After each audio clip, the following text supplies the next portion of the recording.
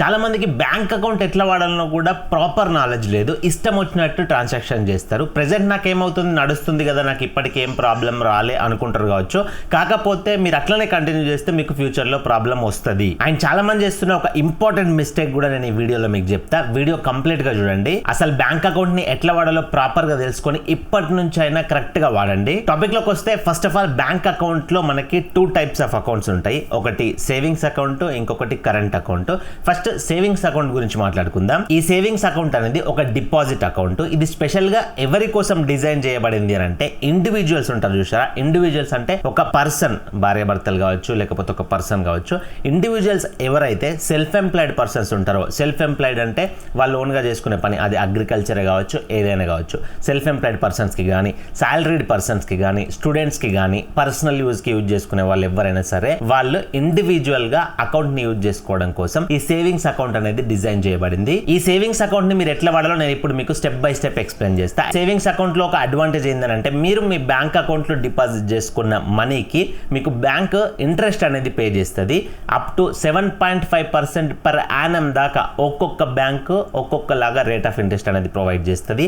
Higher rate of interest provide చేసే bank accounts links అనేది నేను డిస్క్రిప్షన్ లో ప్రొవైడ్ చేసిన. ఒకవేళ మీకు రిక్వైర్మెంట్ ఉంటే డిస్క్రిప్షన్ చెక్ చేయండి, అవసరం ఉంటే ఓపెన్ చేసుకోండి. నెక్స్ట్ సేవింగ్స్ అకౌంట్ ఓపెన్ చేసుకున్న వాళ్ళు చాలా మంది మినిమం బ్యాలెన్స్ మెయింటైన్ చేయక పెనాల్టీస్ కడుతున్నారు, లేకపోతే ఆ బ్యాలెన్స్ అనేది మైనస్ లోకి వెళ్ళిపోతున్నాయి. అనుకోకుండా మీ ఫ్రెండ్స్ ఫ్యామిలీ వాళ్ళు ఎప్పుడన్నా మీ అకౌంట్కి డబ్బులు పంపించేసరికి ఆ మైనస్ లో ఉన్న అమౌంట్ ఆ బ్యాంక్ వాళ్ళకి వెళ్ళిపోతుంది. కాబట్టి సేవింగ్స్ అకౌంట్ మెయింటైన్ చేసే వాళ్ళు మీ బ్యాంక్ అకౌంట్లో ఎంతైతే మినిమం బ్యాలెన్స్ ఉంటుందో ఆ మినిమం బ్యాలెన్స్ మెయింటైన్ చేయండి. సేవింగ్స్ అకౌంట్లో మినిమల్ అంటే మరీ హయ్యర్ ఉండదు, 1000, 5000, 10,000 ఇట్లా మినిమం బ్యాలెన్స్ మెయింటైన్ చేయాల్సి ఉంటుంది.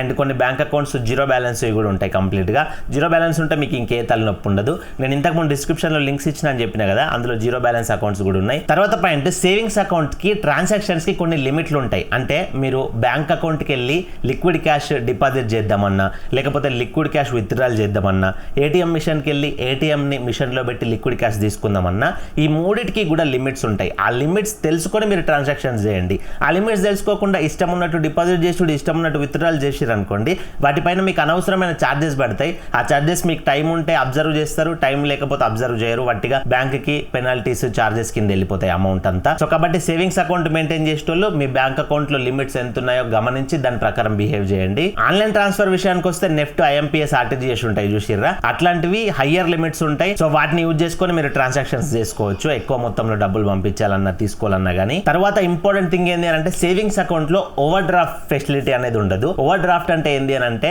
ఎగ్జాంపుల్ మీకు ఎప్పుడైనా డబ్బులు అవసరం పడ్డాయి అనుకోండి ఎమర్జెన్సీగా, అప్పుడు మీరు ఏం చేస్తారు, పర్సనల్ లోన్ కు వెళ్తారు, లేకపోతే బయట ఎవరైనా తెలిసిన వాళ్ళ దగ్గర నుంచి డబ్బులు తీసుకుంటారు. అదే మీ బ్యాంక్ అకౌంట్ కి ఓవర్ డ్రాఫ్ట్ ఫెసిలిటీ ఉందనుకోండి, మీకు ఎమర్జెన్సీగా డబ్బులు అవసరం పడ్డప్పుడు లోన్ లాంటి ప్రాసెస్ ఏం లేకుండా మినిమల్ ప్రాసెస్ తోటి మీరు కొంత అమౌంట్ అనేది బ్యాంక్ దగ్గర నుంచి తీసుకోవచ్చు. మళ్ళీ మీకు డబ్బులు అడ్జస్ట్ అయినప్పుడు లేకపోతే ఈఎంఐ రూపంలోనో ఆ అమౌంట్ అంతా బ్యాంక్ కి పే చేయొచ్చు. నార్మల్ సేవింగ్స్ అకౌంట్ మెయింటైన్ చేసే వాళ్ళకి ఓవర్ డ్రాఫ్ట్ ఫెసిలిటీ అనేది లేదు. కొంతమందికి మంచి ప్రొఫైల్ ఉన్న వాళ్ళకి, సాలరీడ్ పర్సన్స్ కి ఓవర్ డ్రాఫ్ట్ ఫెసిలిటీ అనేది వస్తుంది. అది కూడా కొన్ని బ్యాంకుల్లోనే. ఈ సేవింగ్స్ అకౌంట్ ఓపెన్ చేసుకోవడానికి documents simple, Aadhaar card, pan card, ఒక పాస్పోర్ట్ సైజ్ ఫొటోస్ ఉంటే మీకు బ్యాంక్ అకౌంట్ అనేది ఓపెన్ అయిపోద్ది. ఫైనల్ గా ఈ సేవింగ్స్ అకౌంట్ వేటికి వాడాలి, ఎట్లా వాడాలి అనే కన్క్లూజన్ కి వచ్చినట్లయితే ఈ సేవింగ్స్ అకౌంట్ ని మీ పర్సనల్ కోసం, మీ పర్సనల్సే, మళ్ళీ మీ ఫ్రెండ్స్ ఫ్యామిలీ వాళ్ళే కాదు, మీ పర్సనల్ కోసం మీకు ఏవైతే డబ్బులు వస్తాయో ఆ డబ్బుల్ని తీసుకోవడానికి అండ్ మీరు పెట్టే ఖర్చులు ఉంటాయి చూసిర్రా, ఆ ఖర్చుల్ని మీకోసం పెట్టుకోవడానికి మాత్రమే మీ సేవింగ్స్ అకౌంట్ ని వాడండి. వీటికి కాకుండా చాలా మంది తెలియకుండా ఒక మిస్టేక్ చేస్తున్నారు. ఆ మిస్టేక్ నేను ముందు మీకు ఎక్స్ప్లెయిన్ చేస్తా. నా చుట్టుపక్కల ఉన్న వాళ్ళలో కూడా ఆ మిస్టేక్స్ చాలా చేస్తున్నారు. ఇప్పుడు కరెంట్ అకౌంట్ గురించి మాట్లాడుకుందాం, మీకు ప్రతిదీ కూడా క్లియర్ గా అర్థమవుతుంది. ఈ కరెంట్ అకౌంట్ ని ఎట్లా యూజ్ చేయాలి అంటే మన బిజినెస్ ఏదైతే ఉంటుందో బిజినెస్ ట్రాన్సాక్షన్స్ కి మాత్రమే వాడాలి.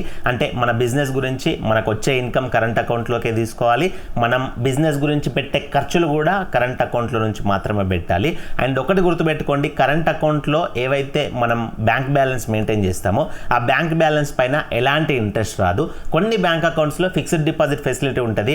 మీరు ఎక్కువ రోజులు కనుక డబ్బులు అందులో ఉంచుకుంటామంటే ఫిక్స్డ్ డిపాజిట్ చేస్తే ఇంట్రెస్ట్ వస్తుంది తప్ప నార్మల్ గా మనకు వచ్చిన బ్యాంక్ లో ఉన్న డబ్బులు సేవింగ్స్ అకౌంట్ లో ఉంటే ఇంట్రెస్ట్ వస్తుంది చూసిరా, అట్లా కరెంట్ అకౌంట్ లో ఉన్న డబ్బులకి ఇంట్రెస్ట్ అనేది రాదు, జీరో ఇంట్రెస్ట్. తర్వాత మినిమం బ్యాలెన్స్ మెయింటెనెన్స్ విషయానికి వచ్చినట్లయితే కరెంట్ అకౌంట్ హోల్డర్స్ ఎవరైతే ఉంటారో మినిమం బ్యాలెన్స్ అనేది హయ్యర్ మెయింటైన్ చేయాలి. అంటే ఒక్కొక్క బ్యాంక్ అకౌంట్ ఒక్కొక్కలాగా మినిమం బ్యాలెన్స్ పెడుతుంది. So current account account maintenance చేసే వాళ్ళైతే మినిమం బ్యాలెన్స్ కంపల్సరీ మెయింటైన్ చేయండి, లేకపోతే వట్టిగా పెనాల్టీస్ పడతాయి. కరెంట్ అకౌంట్లో ఒక బెనిఫిట్ ఏంటి అంటే ట్రాన్సాక్షన్స్ లిమిట్స్ అనేది హయ్యర్ లిమిట్ ఉంటాయి. క్యాష్ డిపాజిట్స్ కావచ్చు, క్యాష్ విత్డ్రాల్స్ కావచ్చు, ఏటీఎం కార్డులో మిషన్లో పెట్టి క్యాష్ తీసుకోవడం కానీ ఇట్లాంటి లిమిట్స్ అనేటివి సేవింగ్స్ అకౌంట్తో కంపేర్ చేసుకుంటే హయ్యర్ ఉంటాయి. ఆన్లైన్ ట్రాన్సాక్షన్స్ కూడా నెఫ్ట్, ఐఎంపీఎస్, ఆర్టీజీఎస్ ఇట్లాంటి లిమిట్స్ కూడా ఎక్కువగానే ఉంటాయి యాజ్ యూజువల్ గా. అండ్ మెయిన్ గా కరెంట్ అకౌంట్ హోల్డర్స్ కి ఓడి ఓవర్ డ్రాఫ్ట్ ఫెసిలిటీ అనేది ఉంటుంది. ఇందాక చెప్పిన కదా నేను సేవింగ్స్ అకౌంట్ లో ఓడి ఉండదని చెప్పేసి.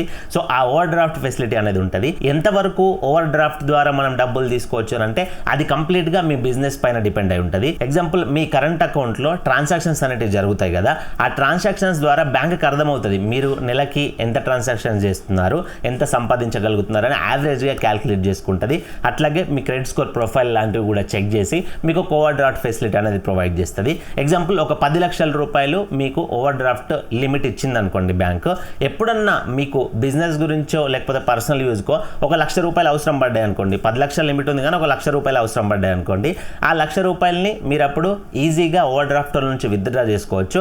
ఆ 1,00,000 రూపాయలకి మాత్రమే మీరు ఇంట్రెస్ట్ అనేది పే చేయవచ్చు, లేకపోతే దాన్ని ఈఎంఐ రూపంలో కూడా మేబీ కన్వర్ట్ చేసే ఆప్షన్స్ ఉంటాయేమో. అట్లా ఒక్కొక్క బ్యాంకు ఒక్కొక్కలాగా ప్రొవైడ్ చేస్తుంది. కాకపోతే ఏంటంటే ఆ 1,00,000 రూపాయలు మళ్ళీ బయట తెచ్చుకునే బదులు, అప్లికేషన్ పెట్టి పర్సనల్ లోన్స్ తీసుకునే బదులు ఓవర్ డ్రాఫ్ట్ ఫెసిలిటీ అనేది ఉంటే మనకు ఒక బ్యాక్లో స్ట్రెంత్ ఉన్నట్టు ఉంటుంది. నాకు ఇంత లిమిట్ ఉంది, నాకు డబ్బులు అవసరం పడ్డప్పుడు నేను తెచ్చుకోవచ్చు ఒక 10 నిమిషాల్లో అని చెప్పేసి మనకు ఒక స్ట్రెంత్ ఉంటుంది. తర్వాత ఈ కరెంట్ అకౌంట్ ఓపెన్ చేసుకోవడానికి డాక్యుమెంట్స్ అయితే కొంచెం ఎక్కువ అవసరం ఉంటాయి. ఎగ్జాంపుల్గా మనం బిజినెస్ పైన కరెంట్ అకౌంట్ తీసుకున్నాం కాబట్టి మన బిజినెస్కి సంబంధించిన రిజిస్ట్రేషన్ సర్టిఫికేట్, లేకపోతే ఫర్మ్ రిజిస్ట్రేషన్ సర్టిఫికేట్, లేకపోతే జిఎస్టీ ఇట్లాంటివి ఉంటాయి చూసిర్రా. వాటితో పాటు pan card, Aadhaar card and ఒకవేళ మనకు షాప్ ఉందనుకోండి, ఆ షాప్ని వాళ్ళు వచ్చి ఫిజికల్గా వెరిఫై చేసుకుంటారు, అక్కడ మనల్ని ఒక ఫోటో తీసుకుంటారు. ఇట్లాంటివి కొంచెం అకౌంట్ ఓపెనింగ్ ప్రాసెస్ అనేది పెద్దగా ఉంటుంది. తర్వాత మీరు బిజినెస్ కోసం తీసుకున్న కరెంట్ అకౌంట్ పక్కాగా దేనికి వాడాలి అంటే, మీరు ఏ బిజినెస్ మీద అయితే కరెంట్ అకౌంట్ తీసుకున్నారో ఆ బిజినెస్కి సంబంధించిన ఇన్కమ్ మాత్రమే తీసుకోండి అండ్ ఆ బిజినెస్కి సంబంధించిన ఖర్చులకి మాత్రమే ఆ అకౌంట్ని వాడండి. ఎగ్జాంపుల్గా మీకు ఒక షాపే ఉందనుకోండి, మీ షాప్కి రెగ్యులర్గా కస్టమర్స్ వస్తున్నారు, లిక్విడ్ క్యాష్ ఇస్తేనేమో మీరు ఫిజికల్గా తీసుకుంటున్నారు, యూపీఐ చేస్తేనేమో ఈ కరెంట్ అకౌంట్కి సంబంధించిన అకౌంట్లోకే మీరు ఆ యూపీఐ పేమెంట్ తీసుకోవాలి. అండ్ ఇంకొకటి, మీకు షాప్ ఉంది కాబట్టి స్టాక్ తీసుకుంటారు డీలర్స్ దగ్గర నుంచి. ఆ డీలర్స్ దగ్గర నుంచి స్టాక్ తీసుకున్నప్పుడు ఆ డీలర్స్కి పేమెంట్ ఏదైతే ఇస్తారో ఆ పేమెంట్ ఈ కరెంట్ అకౌంట్ నుంచి చేయండి. చాలా మంది నేను చూస్తున్నా సేవింగ్స్ అకౌంట్ వాడే వాళ్ళు ఏం చేస్తున్నారంటే, వాళ్ళకి బిజినెస్ ఉంటే సేవింగ్స్ అకౌంట్లో నుంచి ఆ బిజినెస్కి సంబంధించిన ట్రాన్సాక్షన్స్ చేస్తున్నారు. అండ్ కరెంట్ అకౌంట్ ఉన్న వాళ్ళు ఏం చేస్తున్నారంటే, వాళ్ళకి బిజినెస్ ఉంది కానీ వాళ్ళ పర్సనల్ ఖర్చులు కూడా కరెంట్ అకౌంట్లో నుంచి పెట్టుకుంటున్నారు. అట్లాంటి మిస్టేక్ చేయకండి. ఎగ్జాంపుల్గా మీరు షాప్ నుంచి డబ్బులు సంపాదిస్తున్నారు, మరి మీ పర్సనల్ ఖర్చులు అందులో నుంచే పెట్టుకోవాలి అని అన్నట్లుంటే మీరు ఏం చేస్తారంటే, నెలకొకసారి మీకు ఎంతైతే ప్రాఫిట్ వస్తుందో, లాభం వస్తుందో ఆ అమౌంట్ని మీ పర్సనల్ సేవింగ్స్ అకౌంట్లోకి ఒకటేసారి ట్రాన్స్ఫర్ చేసుకోండి. తర్వాత మీరు పెట్టుకునే ఖర్చులు ఆ సేవింగ్స్ అకౌంట్లో నుంచి పెట్టుకోండి. మీకు ఇన్కమ్ ట్యాక్స్ రిటర్న్స్ ఫైల్ చేసేటప్పుడు కరెక్ట్గా క్లియర్గా టాలీ అవుతుంది. మీ బిజినెస్కి సంబంధించిన ఖర్చులు ఎట్లా ఉన్నాయి, మీ సేవింగ్స్కి సంబంధించిన ఖర్చులు ఎట్లా ఉన్నాయి అనేది మీ ఇన్కమ్ ట్యాక్స్ రిటర్న్స్ ఫైలింగ్లో ఈజీగా టాలీ కావడానికి అయితే ఛాన్సెస్ ఉంటాయి. కాబట్టి మీరు కరెంట్ అకౌంట్ని పర్సనల్ యూజెస్కి, సేవింగ్స్ అకౌంట్ని బిజినెస్ యూజెస్కి ఇట్లా మిక్స్ చేసుకుని తలనొప్పి పెట్టుకోకండి. అండ్ ఇంకొంతమంది ఏం చేస్తున్నారంటే, వాళ్ళ ఫ్రెండ్స్కి కానీ ఫ్యామిలీ మెంబర్స్ కానీ బిజినెస్లు ఉన్నాయనుకోండి, ఆ బిజినెస్ ఉన్న పర్సన్కి ఎక్కువ ట్రాన్సాక్షన్స్ అయితే తర్వాత ప్రాబ్లం వస్తుంది అని చెప్పేసి అతని ఫ్రెండ్స్వి, ఫ్యామిలీ మెంబర్స్వి అకౌంట్లు వాడుకుంటున్నాడు. ఎట్లానంటే డబ్బులు డిపాజిట్ చేయడానికి కానీ, ఎవరికైనా ట్రాన్స్ఫర్ చేయడానికి కానీ అట్లా వాడుకుంటున్నారు. అట్లాంటి మిస్టేక్ అసలు చేయకండి. ఎందుకనంటే మీ ఫ్రెండ్స్కో ఫ్యామిలీ మెంబర్స్కో బిజినెస్ ఉంటే వాళ్ళ ట్రాన్సాక్షన్స్ ఎక్కువ అవుతున్నాయి అని చెప్పేసి మీరు వాళ్ళకి సంబంధించిన ట్రాన్సాక్షన్స్ పెద్ద మొత్తంలో చేసిరనుకోండి, మీకు ఫ్యూచర్లో ఇన్కమ్ ట్యాక్స్ రిటర్న్స్కి సంబంధించిన ఫైలింగ్స్, నోటీసెస్ అనేది వస్తాయి. సో ప్రాబ్లమ్స్ ఫేస్ చేయాల్సి ఉంటుంది. ఆ మనీ మీకు ఎక్కడి నుంచి వచ్చినాయి, ఎందుకు వాళ్ళకి పంపిర్రు అని అడిగితే మీ దగ్గర ప్రాపర్ రీజన్ ఉండదు. అండ్ ఇంకొకటి, మీ ఫ్రెండ్స్ ఫ్యామిలీ వాళ్ళు ఎవరైనా వాళ్ళకి క్యాష్ అవసరం ఉంటే మీకు ఫోన్పే చేస్తాం, మాకు క్యాష్ ఇవ్వండి అని అనడం, లేకపోతే మీకు క్యాష్ అవసరం ఉంటే మీరు వాళ్ళ దగ్గర నుంచి క్యాష్ తీసుకొని వాళ్ళకి యూపీఐ చేయడం, ఇట్లాంటివి పెద్ద మొత్తంలో ట్రాన్సాక్షన్స్ చేసిరనుకోండి, సేమ్ ఇందాక చెప్పినట్లు వాటికి కూడా మీరు ఫ్యూచర్లో ప్రాబ్లమ్స్ ఫేస్ చేయాల్సి వస్తుంది. ఎందుకంటే మీ బ్యాంక్ అకౌంట్ నుంచి అయిన ట్రాన్సాక్షన్స్ ఉంటాయి చూసిర్రా, వాటికి ప్రాపర్ రీజన్ అనేది ఉండదు. మీకు ఎప్పుడైనా ఇన్కమ్ ట్యాక్స్ రిటర్న్ నుంచి నోటీసెస్ వస్తాయి. కాబట్టి ప్రతిదీ కూడా ప్రాపర్గా మెయింటైన్ చేయండి, ప్రాపర్గా మేనేజ్ చేయండి. బ్యాంక్ అకౌంట్ని ఇష్టం వచ్చినట్టు యూజ్ చేయకండి. సో ఇది కంప్లీట్ వీడియో. ఈ వీడియోలో నేను సేవింగ్స్ అకౌంట్ని ఎట్లా వాడుకోవాలి, ఎట్లాంటి అవసరాలకు వాడుకోవాలి, అండ్ కరెంట్ అకౌంట్ని ఎట్లాంటి అవసరాలకు వాడుకోవాలి, ఎవరు వాడుకోవాలి, సో ఇదంతా కంప్లీట్గా స్టెప్ బై స్టెప్ ఎక్స్ప్లెయిన్ చేసిన. దీని ప్రకారం మీ రిక్వైర్మెంట్ ఎట్లుందో, మీ యూజ్ ఎట్లుందో మీరు సేవింగ్స్ అకౌంటా కరెంట్ అకౌంటా చూజ్ చేసుకోండి. ఆ అకౌంట్ తీసుకోండి. ఆ అకౌంట్ని కూడా మీ అవసరాలకు తగ్గట్టుగానే వాడండి. అనవసరమైన వాటికి వాటికి మిస్యూజ్ చేయకండి. అండ్ ప్రెసెంట్ మీరు సేవింగ్స్ అకౌంట్ వాడుతున్నారా, కరెంట్ అకౌంట్ వాడుతున్నారా, ఏ బ్యాంక్లో అకౌంట్ వాడుతున్నారా అనేది కింద కమెంట్ చేయండి. నేను కూడా తెలుసుకుంటే ఎక్కువ మంది ఏ బ్యాంక్లో వాడుతున్నారని చెప్పేసి. అండ్ ఈ సేవింగ్స్ కరెంట్ అకౌంట్ కంపారిజన్లో మీకు ఏమైనా డౌట్స్ ఉన్నా కానీ కింద కమెంట్ చేయండి. అండ్ ఇలాంటి మరెన్నో ఇన్ఫర్మేటివ్ వీడియోస్ కోసం మన ఛానల్ సబ్స్క్రైబ్ చేసుకొని పక్కన బెల్ బటన్ యాక్టివేట్లో పెట్టుకోండి. వీడియోకి ఒక లైక్ ఇవ్వండి, నాకు సపోర్టివ్గా ఉంటుంది. మరొక మంచి వీడియో కలుసుకుందాం. Thank you for watching. See you in the next video. Jai Hind.